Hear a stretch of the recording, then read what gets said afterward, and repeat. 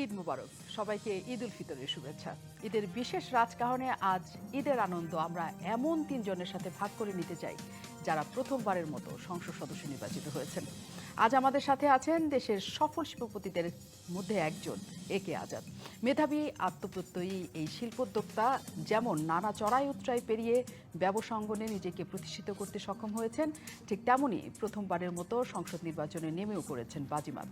ফরিদপুর ৩ আসন থেকে স্বতন্ত্র প্রার্থী হিসাবে লক্ষাধিক ভোট পেয়ে পা রেখেছেন সংসদে। তার মতোই প্রথমবারের মতো জাতীয় নির্বাচনে নেমে চাঞ্চল্য সৃষ্টিকারী আরেকজন সাংসদ হলেন গাইবান্ধা ১ আসনের এমপি আব্দুল্লাহ নাহিদ নিগার সাগর। দ্বাদশ নির্বাচনে যিনি মায়ের স্বপ্ন পূরণে দাঁড়িয়েছিলেন স্বতন্ত্র প্রার্থী হয়ে, যার ছিল না কোনো রাজনৈতিক অভিজ্ঞতা, তারপরও মাত্র ১ মাসের ব্যবধানেই ভোটারদের মন জয় করেছেন তিনি। পরাজিত করেছেন জাতীয় পার্টির তারকা সাংসদ ব্যারিস্টার শামীম হায়দার পাটোয়ারিকে। আমাদের সাথে আজ আছেন যশোর ৬ আসন থেকে নির্বাচিত দ্বাদশ সংসদের সর্বকনিষ্ঠ আরেক তরুণ সাংসদ আজিজুল ইসলাম। দীর্ঘ অভিজ্ঞতা সম্পন্ন যশোর জেলা আওয়ামী লীগের সাধারণ সম্পাদক শাহীন চাকলাদারকে মতো শক্ত প্রতিদ্বন্দ্বীকে হারিয়ে যিনি মাত্র ২৮ বছর বয়সে পেয়েছেন মহান সংসদে যাওয়ার টিকিট। কতটা মসৃণ ছিল প্রথমবারের মতো সংসদে যাওয়ার সেই যাত্রাপথ? স্বতন্ত্র হিসাবে সংসদে গিয়েই বা তারা কতটা পারছেন জনগণের প্রতিনিধিত্ব করতে? রাজনীতির কড়া আলাপের বাইরে আজ আমরা জানবো অজানার সব কথা। শুনতে আপনাদের সাথে আমি আছি নাজরিন মুন্নি। স্বাগত সবাইকে রাজকাহনে, নিবেদন করছে জিপিএস ইস্পাত। অনেক ধন্যবাদ দর্শক যারা আমাদের সাথে আছেন। ঈদের আনন্দ এখনো চলছে আমরা জানি, এবং তারপরেও আমরা সেই ঈদের আনন্দ ঘন মুহূর্তে আনন্দ ঘন আলোচনাই করতে চাই আমাদের অতিথিদের সাথে, কড়া আলাপ বাদ দিয়ে। শুরু তো পরের প্রজন্ম সবাই দেখতে চায়, তোমরা আরেকটু যাবে তা আমি আম্মুর সঙ্গে যেতাম সব সময়, এবং আমার এলাকা থেকে অনেক সময় বলতো আপনাকে আমরা দেখতে চাই। নিশ্চয়ই সময় লাগতো, কিন্তু সময় আগেই চলে এসেছে। আমি আরেকটু জানবো, আজিজুল ইসলাম আমাদের সাথে আছেন, তিনি সংসদ সদস্য যশোর ৬। আপনি কি দক্ষিণ এশিয়ার সবচেয়ে ছোট সাংসদ? ধন্যবাদ। অনেক ধন্যবাদ আমাদের সাথে যুক্ত হওয়ার জন্য। মাত্র ২৮ বছর বয়স, যে বয়সে সবাই বন্ধুদের সাথে আড্ডা দিয়ে বেড়ায় এখনো পর্যন্ত বাংলাদেশের কালচারে, চাকরি বাকরি খুঁজে বেড়ায়, আস্তে ধীরে করবো এরকম অবস্থা করে বেড়ায়। সংসদে চলে গেলেন। আমি একেবারে স্পষ্ট আপনার কাছ থেকে সংসদে যেদিন আপনি যাচ্ছেন সকাল থেকে সংসদে ঢোকা পর্যন্ত ছোট্ট করে জানতে চাই, কি কি করলেন? মাকে সালাম করলেন নাকি কিসে করে গেলেন, একটু জানতে চাই। ধন্যবাদ আপনাকে, ধন্যবাদ ডিবি6-এ। ঈদ মুবারক। সংসদে প্রথম যেদিন পা রাখতে যাচ্ছিলাম সেদিন মনটা খুব ভারী ছিল, কারণ আমার মাও নাই, বাবাও নাই, আমি এতিম মানুষ। খুবই দুঃখিত। আর এলাকার মানুষ যখন আমাকে বারবার ফোন দিচ্ছিল যে আমরা তোমার দেখার অপেক্ষায় আছি, অনেকেই ফোন দিয়ে কাঁদতেছিল। এটা আমাকে খুব আবেগ ছিলাম, আমার নিজেকে ধরে রাখতে পারছিলাম না। তার মানে আপনার অনেক অভিভাবক, মানে বাবা মার সমান অনেক মানুষ আছে আপনার কাছে, আর তারা সবাই ফোন দিচ্ছিল আপনাকে। তারপর আপনি কেমন করে এলেন? তারপর কোথা থেকে রওনা দিলেন সংসদ ভবনের উদ্দেশ্যে? আমি গেলাম, আমি ছিলাম আপনার এই নাবিস্কো মহাখালীতে। কার কাছে ছিলেন? ছিলাম এক খালাবাড়িতে। খালাবাড়িতে? ওখান থেকে তাদের দোয়া নিয়ে তারপর সংসদে রওনা হলাম। কিসে করে রওনা হলেন? আমি গেছিলাম সিএনজিতে। আমি সিএনজিতে করে রওনা হয়েছেন কেন? আপনার মনে হলো না আপনি সাংসদ একটা দেশের, আপনি একটা গাড়ি নিয়ে যাবেন, একদম রাগঢাক করে যাবেন, এরকম কিছু মনে হয় না? আমার কাছে এখনো মনে হয় না। সংসদে এখনো মনে হয় না? অনেক ভালো লাগলো শুনে, অনেক ভালো লাগলো। তারপরে যাওয়ার পর যখন সংসদ ভবনের ভিতরে ঢুকলেন, কেমন তখনকার অনুভূতি কি? যায় চাকরি দিতে গেলে যেরকম প্রথম টেনশন হতে থাকে সবার, ওরকম হচ্ছিল নাকি অন্য কিছু? যখন যাচ্ছিলাম গেটে বাধা দিল যে সিএনজি যাওয়া যাবে, তখন বললো যে সংসদ আছে, তখন যেতে দিল আর কি। আর যাওয়ার পরে যখন নামলাম তখন তো অনেকেই আমাকে ডেকে কথা বললো এবং তাদের সামনে কথা বলেছি।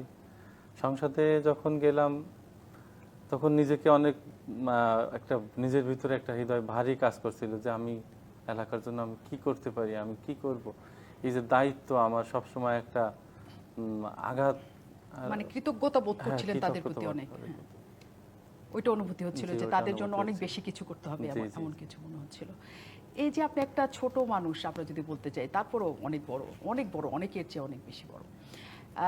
এই সময় আপনি সংসদ সদস্য হলেন, আপনি একই প্রশ্ন করি, মানে ভেবেছিলেন যে সংসদ পর্যন্ত যাবেন? আমি জানি যে আপনি অনেক রাজনীতির ধাপে অনেক উপজেলায় সদস্য ছিলেন হয়তো, বা উপজেলা ছিলেন, তারপরে আমি জেলা পরিষদের সদস্য ছিলাম জেলা 1 পরিষদের বছর। হ্যাঁ। সেখান থেকে মূলত আমার ঘুরে দাঁড়ানো তো আঘাতের মাধ্যমে।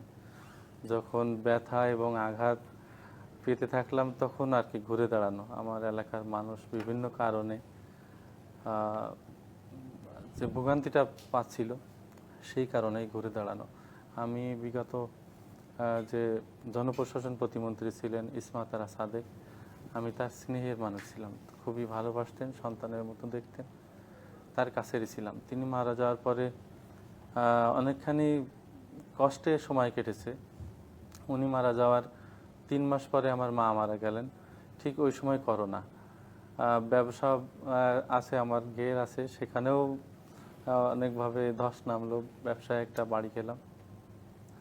তো যাই হোক, একটু ব্যাপক একটা কষ্টর সময় চলে আসলো আমার ওই সময়টা। মূলত পরবর্তীতে জেলা পরিষদ নির্বাচনকে সামনে রেখে আমার এলাকাতে যাওয়া এবং জেলা পরিষদ নির্বাচনে অংশগ্রহণ করলাম। তারপরে দেখলেন যে ওখানকার মানুষ আপনাকে অনেক ভালোবাসে, হ্যাঁ, যেহেতু ওই মানুষগুলোর জন্য আপনি অনেক কিছু জি, তখন জি। করেন। অনেক কিছু আরো নিশ্চয়ই জানতে চাই, আমরা অজানা অনেক কিছু আপনাদের তিনজনের মাধ্যমে জানলাম, কিন্তু আমার অনেক কিছু জানার আছে। আমি জানি দর্শক আমার সাথেও জানতে চাই। একজন অ্যাপ্লাইড ফিজিক্সে পড়া মানুষ, একজন উচ্চতর গণিত করা মানুষ, একজন নানা ধাপে কষ্ট পাওয়া মানুষ কেমন করে জনগণের জন্য কাজ করার জন্য হঠাৎ করে নিজের মনকে তৈরি করেন, আমরা সেই গল্প শুনতে আসবো বিরতির পর। আমন্ত্রণ আরও একবার জিপিএইচ ইস্পাত নিবেদিত রাজকাহনে। আজ আমরা আলোচনা করছি প্রথম যুদ্ধে জয়ী যারা তাদেরকে নিয়ে, এবং আমাদের সাথে আমাদের অতিথি পারবেন আজিজুল ইসলাম। অনেক জায়গায় ধাক্কা খেয়ে খেয়ে আপনি বলছিলেন যে আমি ঘুরে দাঁড়ানোর জন্য জনগণের জন্য কাজ করা শুরু করি। আপনি কাজ করেছেন স্বল্প সময়ের মধ্যে, তাদের ছোট পরিসরে স্থানীয় সরকার নেতা হয়েছেন, এখন জাতীয় নেতা হয়ে গেছেন তাদের কাছ থেকে। কি মনে হয়েছে আসলে যে আপনি যদি কাজ করতে চান, মানে আপনাকে নেতাই হতে হবে, নাকি আপনার মনে হয়েছে যে না, আমি যদি নেতাও না হই আমি তারপরেও জনগণের জন্য কাজ করতে পারবো? এটা আপনার কাছে আমি এই ক্ষেত্রে জিজ্ঞেস করলাম, কারণ আপনি যেভাবে ধাক্কা খেয়ে খেয়ে এসছেন, মানে এখন বলা হয়ে থাকে যদি আপনি জনপ্রতিনিধি হতে চান আপনার অঢেল টাকা থাকতে হবে, কারণ জনগণ নাকি টাকা ছাড়া কোনোদিন কথা বলে না। একটু জানতে চাই, নির্বাচনে আপনি কত টাকা ব্যয় করেছিলেন এবং টাকাটা কোথা থেকে এসেছিল? আমি আগেও বলছিলাম যে আমার মাসের একটা ঘের আছে, জি, আর আমার নির্বাচনে টাকা খরচ হয়নি, মাত্র 5 লাখ টাকার মতো আমার মাত্র খরচ। 5 লাখ টাকা। এটা- মাত্র 5 লাখ টাকা দিয়ে আপনি জাতীয় নির্বাচন জিতেছেন। এটা এই সময় এটা অবিশ্বাস, মানে কেমন এটা করে সম্ভব বিশ্বাস হলো? করার মতো না। এটা মেম্বার ইলেকশন করতে গেলে তার 30 লাখ হ্যাঁ, 25 লাখ হ্যাঁ, টাকা খরচ অবশ্যই। হয়। এখন বলা হয় জাতীয় নির্বাচন কিন্তু করার সময় সেখানে- কোটি টাকার নিচে তো নামা সম্ভব না। 2, 3, 5 কোটি, 40 কোটি পর্যন্ত শেষ পর্যন্ত আমরা একটা পেয়েছি, টিআইবি প্রতিবেদন দিয়েছে 40 কোটি টাকা খরচ করেছে। আপনি কেমন করে তারপরে 5 লাখ টাকা দিয়ে জনগণ টানলেন? আমি শুধু মানুষের কাছে গেছি, যে কি মানুষ বললেন? মানুষ আমাকে স্বতঃস্ফূর্তভাবে আমাকে গ্রহণ করেছে। মানুষ বলে যে আমাদের এলাকার ছেলে, আমরা তো তার সাথে কথা বলতে পারবো, সুবিধা অসুবিধা তার সঙ্গে আমরা গল্প করতে পারবো, অন্তত যে কোনো বিষয়ে যে বলতে পারবো মন খুলে যে সে আমাদের সন্তান, তার কাছে দাবি রাখতে পারবো। এটা আমাদের মানুষের, আমার কেশবপুরের মানুষের একটা ব্যাপক সাড়া ছিল। কিন্তু এইটা হয় নাই যে দেখা যায় যিনি যে জনপ্রতিনিধির আর্থিকভাবে অনেক সচ্ছল, তার প্রতি জনগণের আস্থা থাকে বেশি, যে আমার কোনো কিছু টাকা দরকার হলে, কোনো বিপদে পড়লে উনি আমাকে বেশি সাহায্য করতে পারবেন। যার কাছে টাকা নয়, বলা হয় যে মাকেও বাবাকেও কেউ পাত্তা দেয় না এখন টাকা না থাকলে। তো আপনি একটা জনপ্রতিনিধি হবেন, আপনার 5 লাখ টাকা মাত্র আছে, বা তাও আছে কি নাই মানুষজন জানে না, মানে কেন এই আস্থাটা আসলো তাহলে, কি মনে করে? এই আস্থাটা মানুষের আসছে আমি জেলা পরিষদ নির্বাচনে যখন অংশগ্রহণ করলাম। এর আগে তো যিনি ছিলেন তিনি মানুষের কাছে ওইভাবে হয়তো পৌঁছাতে পারেননি। আমাদের মানুষ, আমার এলাকার মানুষ চেয়েছে যে আমরা অন্তত তার কাছে যাই, মানে কথাটা অন্তত বলতে কথাটা পারি। অন্তত বলতে পারি। এমন একটা মানুষের কাজ করেছে, তাদের মাইন্ড কাজ করেছে। এবং আমি যখন ইসমাতারা আন্টির সঙ্গে ছিলাম, উনি কিন্তু সবসময় সাদেক সাহেবের ওয়াইফ, তো ওনারা খুবই বড় মাপের মানুষ, ওনার মানসিকতা অনেক। উনি আমাকে সবসময় বলতেন যে মানুষের কল্যাণে কাজ করতে হবে, যেটা আমার কেশবপুরের মানুষের জন্য কি প্রয়োজন সেটা আমাকে করতে হবে, সাদেক সাহেবের স্বপ্ন আমার পূরণ করতে হবে। উনি তখন বলতেন আমি তার ভিতরে যে মানুষের প্রতি এত আকৃষ্ট, তার যে এটা করতে হবে, এই যে সবসময় একটা ব্যস্ত মনের ইসের ভিতরে, এটা আমি দেখতাম, শিখতাম। এবং যখনই কেউ আগে ইসমাতারা আন্টির কাছে আসছে, আমি চেষ্টা করেছি মানুষের জন্য কথা বলার, তার কাছে বলেছি যে আন্টি এটা করলে ভালো হয়, উনি সেগুলো করেছেন। তার মানে আপনারা একত্রভাবেই মানুষের সাথে সেখানে কাজ করার চেষ্টা করেন, মানুষের কাছে যাওয়ার চেষ্টা করেছেন। এখানে আমি যতদিন পর্যন্ত অনুষ্ঠান করি বা সাংবাদিকতা করি, সবাই বলে থাকেন টাকা না হলে সাংসদ হওয়া যায় না। আপনি কি তাদের উদ্দেশ্যে কিছু বলবেন? তাদের উদ্দেশ্যে বলতে গেলে পরবর্তীতে আমার হয়তো তাদের কাছে মারও খেতে হতে বলা যায় না।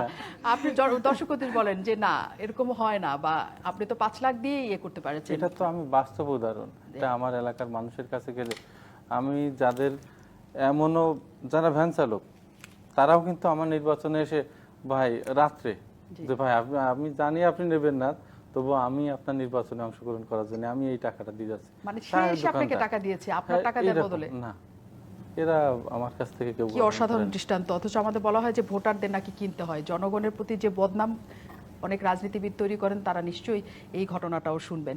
এবং এই 3 জনের কাছ থেকে আমরা শেষ মুহূর্তে জানতে চাই, এই দেশটা নিয়ে তারা তো অনেক স্বপ্ন দেখেন, যে স্বপ্ন বাস্তবায়নের জন্য তারা সংসদে গেছেন সেগুলো আসলে কি। বিরতির পর ফিরছি। অনেক ধন্যবাদ দর্শক আমাদের সাথে শেষ মুহূর্ত পর্যন্ত থাকার জন্য। 3 জন আছেন যারা প্রথম যুদ্ধেই জয়ী হয়েছেন, তাদের আমরা গল্পটা শুনছি, পেছনের গল্প, তারা কেমন করে এই যুদ্ধ জয় করলেন।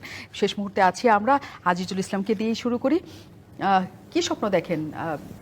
আজাদ ভাই এখানে বলছিলেন যে শুধু স্থানীয় স্বপ্ন দেখলে হয় না, জাতীয়ভাবেও স্বপ্ন দেখতে পারতে হয় সবাইকে, এবং সেটাই উচিত। জাতীয়ভাবে আপনি কি স্বপ্ন দেখেন, যে কি হবে দেশটার, কোথায় নিয়ে যেতে চান?